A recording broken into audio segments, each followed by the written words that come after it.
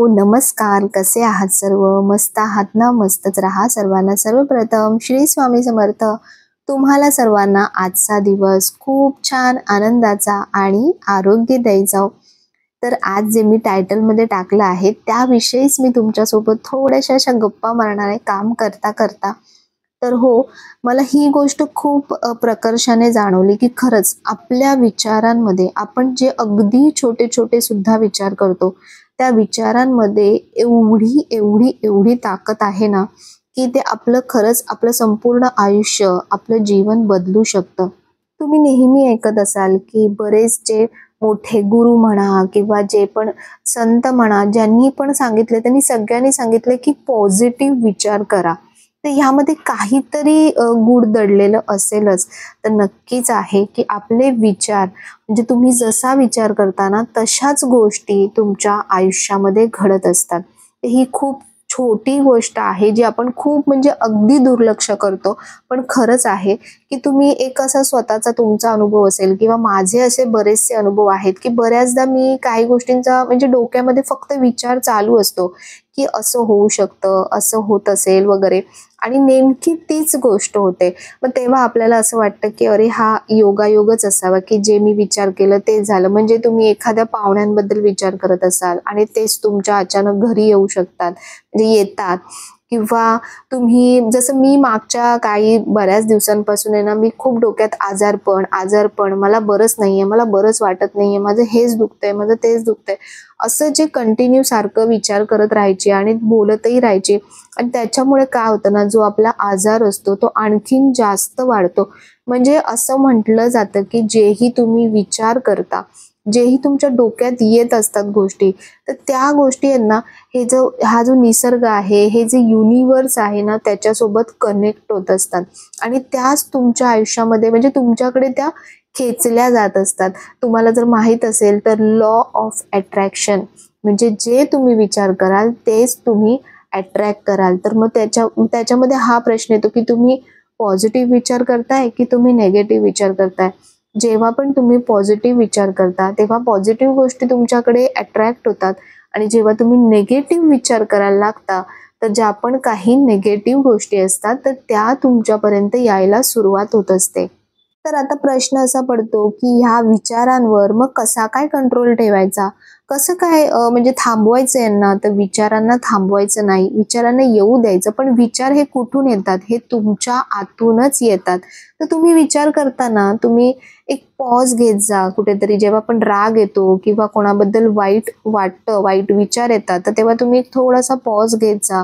थोडासा दीर्घ असा श्वास घेत जा आणि तेव्हा तुम्ही ह्या गोष्टींचा जर विचार केलात ना, की अरे मी जो विचार करते ना त्याने माझ्याच आयुष्यात फरक पडणार आहे. तर आपोआप ज्या निगेटिव्ह गोष्टी असतात ना त्या स्टॉप होतात.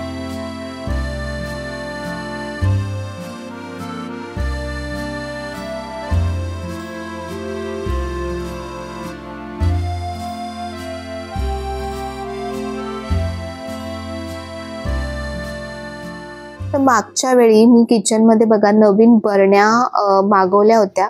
Amazonवरून मागवल्या होत्या. कारण मला म्हणजे किचनमध्ये थोडासा बदल करायचा होता आणि त्याच बरण्या बघून मला ह्या दुसऱ्या बरण्यासुद्धा आवडल्या. पण थोडं डोक्यात होतं की म्हणजे खूप जास्त होतायत का बरण्या किंवा काय वगैरे.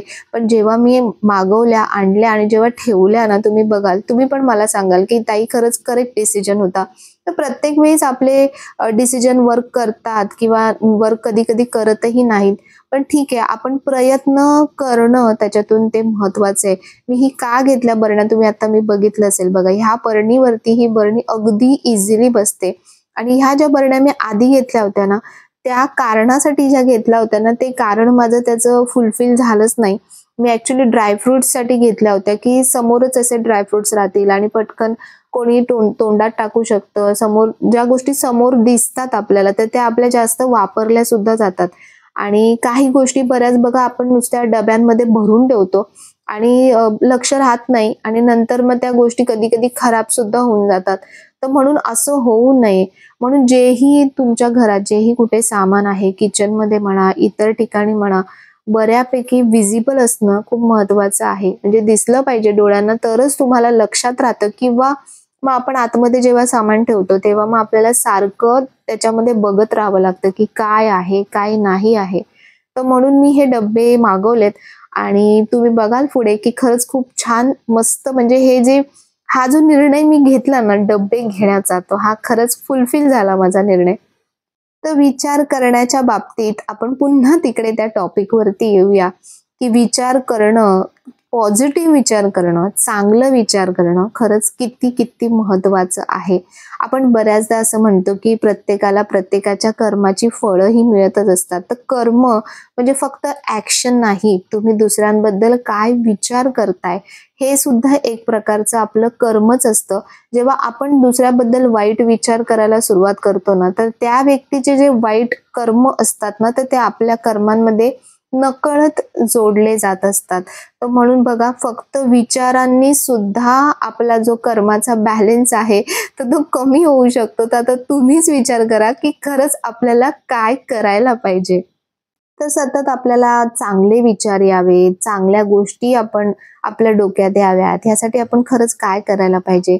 तर तुम्ही चांगलं वाचलं पाहिजे, चांगलं ऐकलं पाहिजे, चांगलं बोललं पाहिजे आणि चांगल्या व्यक्तींच्या संपर्कात तुम्ही राहिलं पाहिजे. जेवढं तुम्ही चांगलं बघाल, चांगलं ऐकाल, तर त्याचाच परिणाम आपल्या विचारांवर होत असतो. बऱ्याच वेळा आपल्याला बघा अशी काहीतरी खूप विचित्र स्वप्न पडतात वगैरे.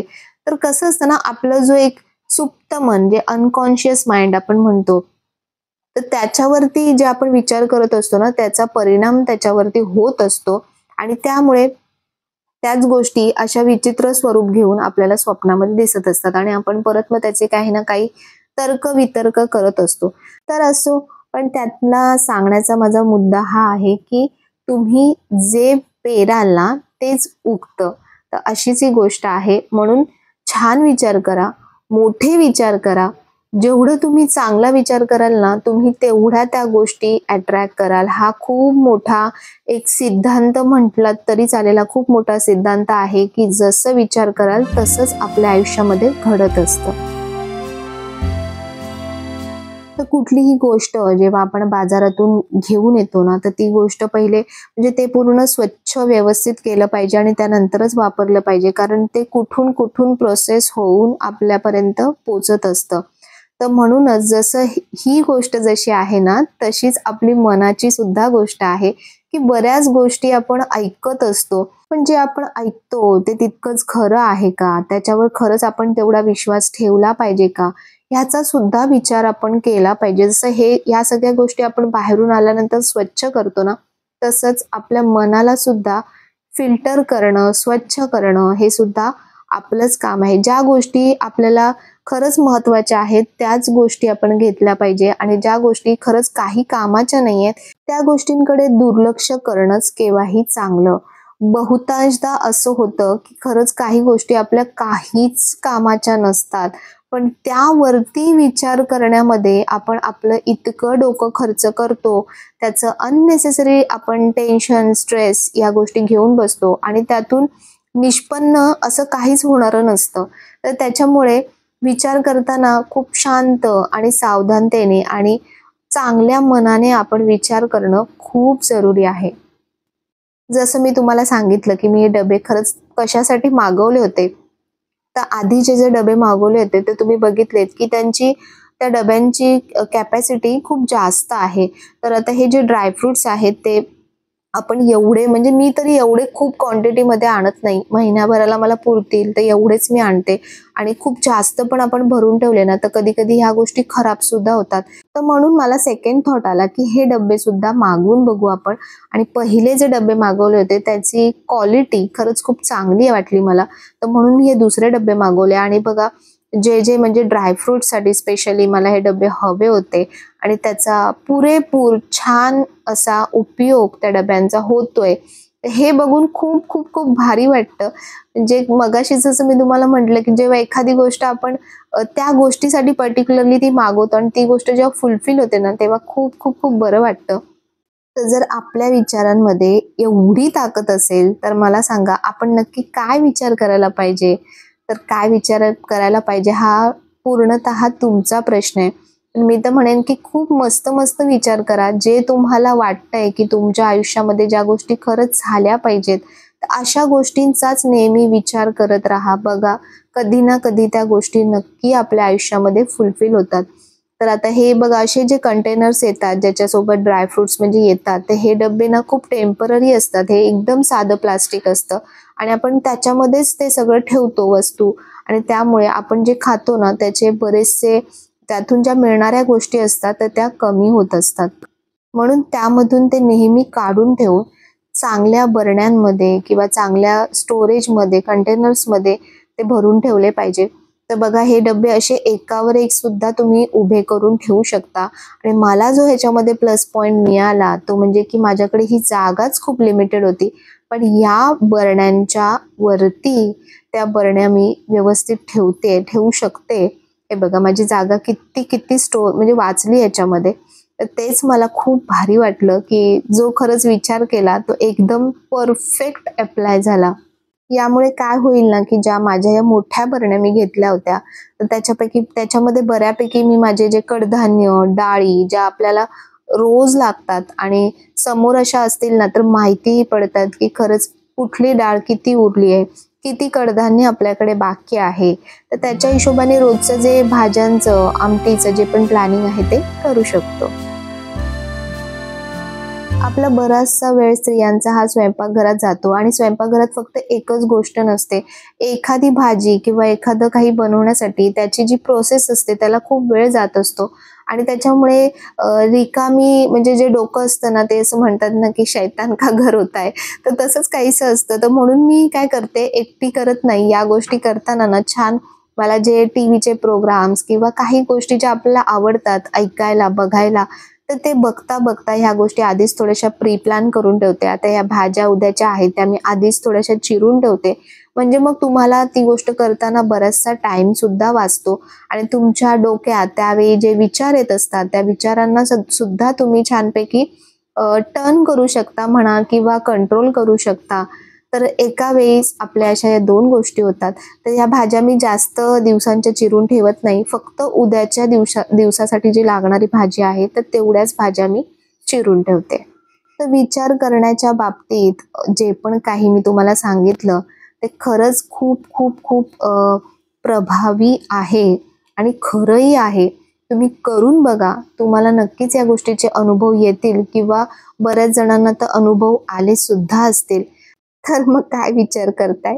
चांगलेच विचार करा. तर तुम्हाला व्हिडिओ कसा वाटला? आवडला असेल तर लाईक, शेअर, सबस्क्राईब नक्की करा. पुन्हा भेटूया उद्याच्या नवीन व्हिडिओमध्ये. तोपर्यंत सर्वांना बाय आणि सर्वांना श्री स्वामी समर्थ.